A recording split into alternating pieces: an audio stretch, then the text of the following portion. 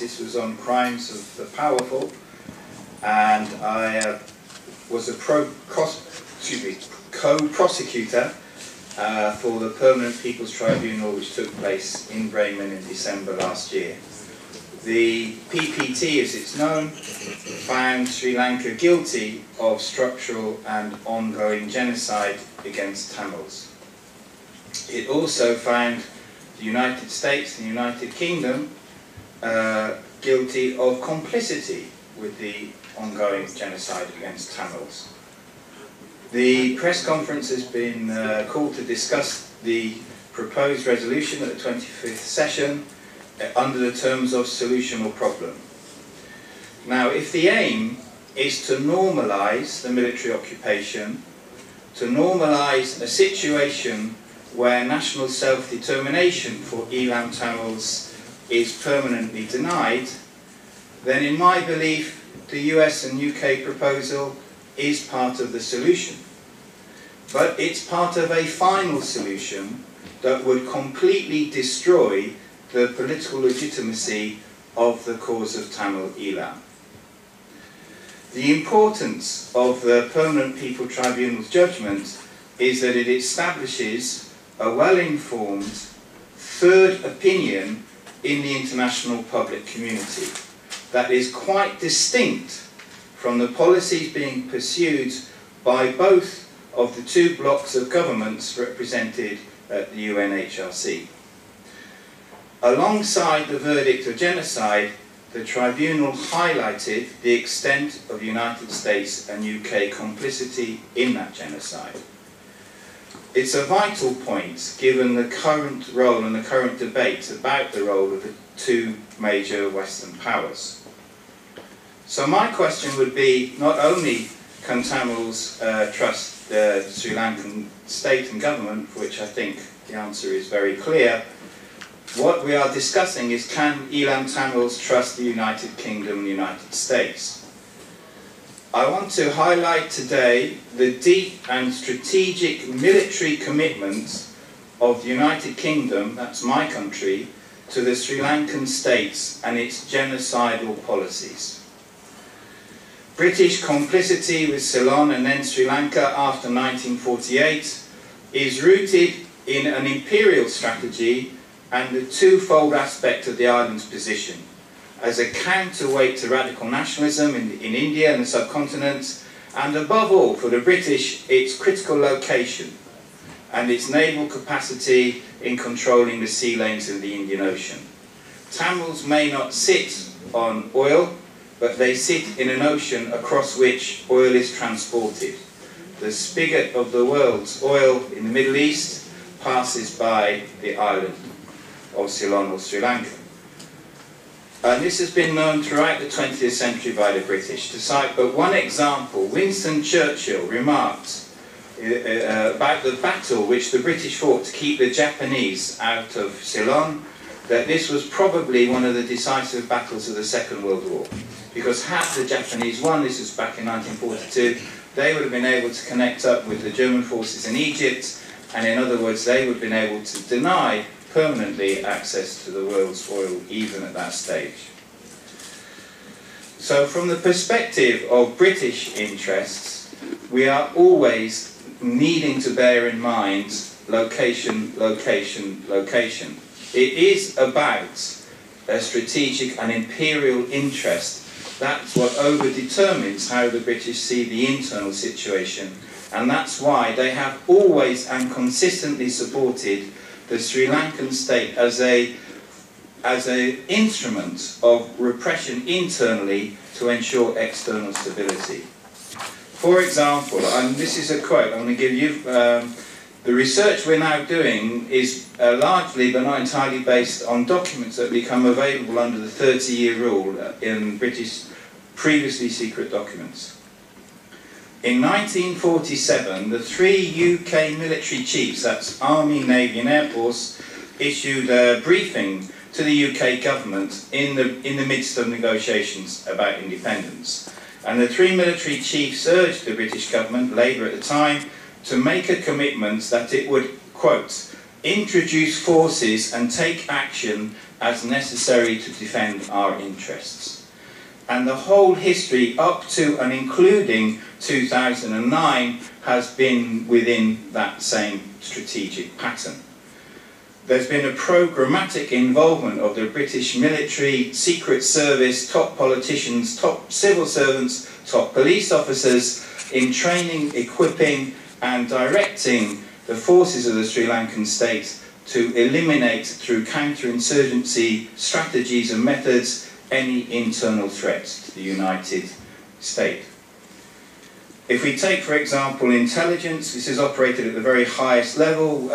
Public documents show that at least 3 times in the 1970s alone, the British intervened at the very highest level to support and provide intelligence to the Sri Lankan armed forces. If we move on to the 1980s, in particular the role of special operations units, and there's a company which you may have heard of called Kini Mini Services, which provided hands-on training to the Sri Lankan state to operate and kill Tamils.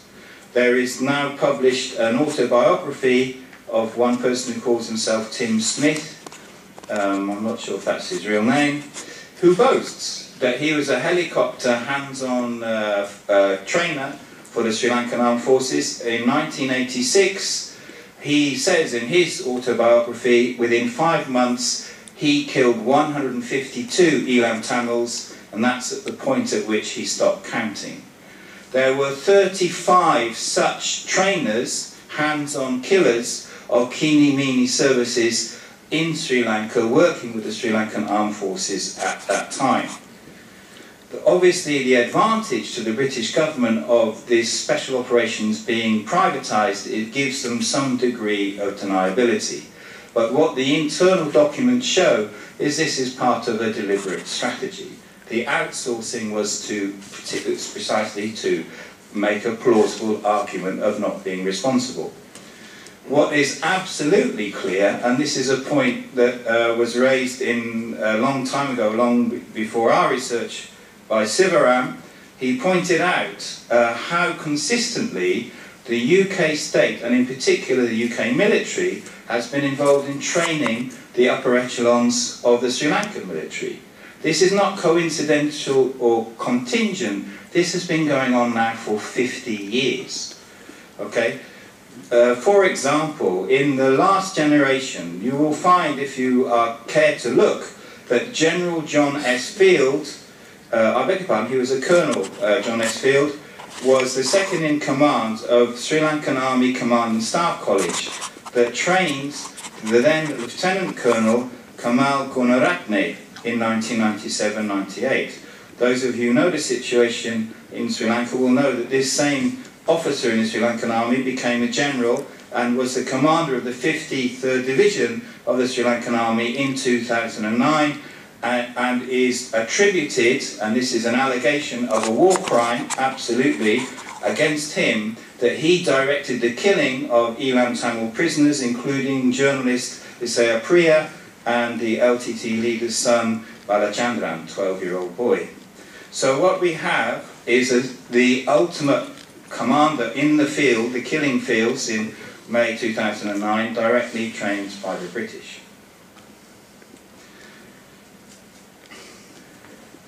The UK government banned the LTTE in 2001, just as the Sri Lankan government was being obliged to de facto recognise parity with it in the negotiations that started in 2002.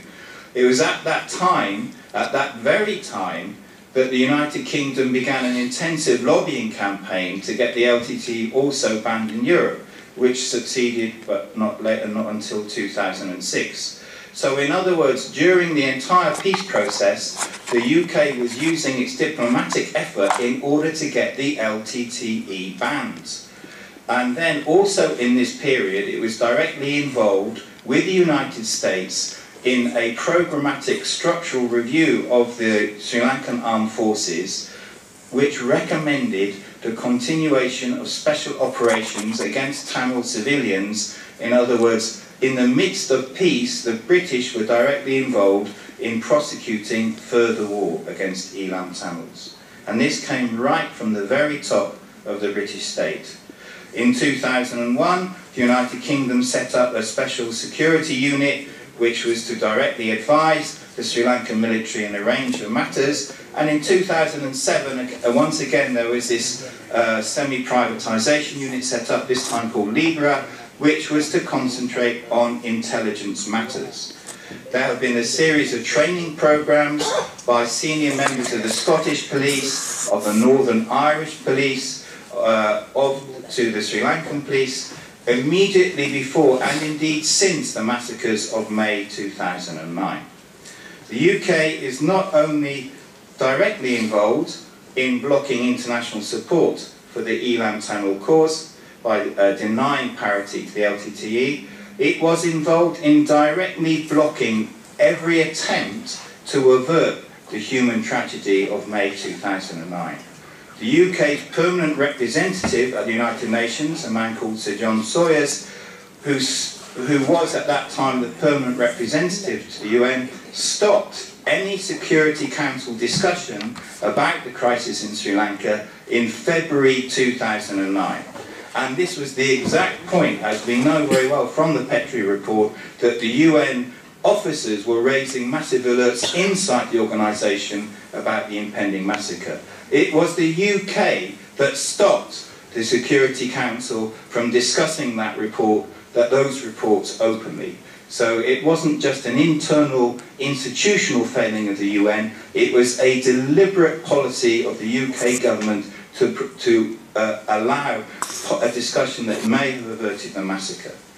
Sir John Sawyers has, since his appointment as UK representative of the UN, has since been subsequently appointed head of MI6, which is one of the two major intelligence institutions of my country. In conclusion, the UK government is trying to present the situation as post-conflict. Its strategy is to stall and give the Sri Lankan state time to normalise the military occupation of the north and east of the island. We are now in the phase of cover-up of the genocide. How can you hide a genocide in plain sight?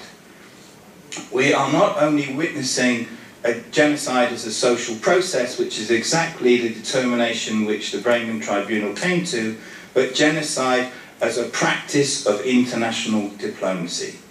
The current US and UK position is a manoeuvre to delay and ultimately avoid a genuine international independent inquiry.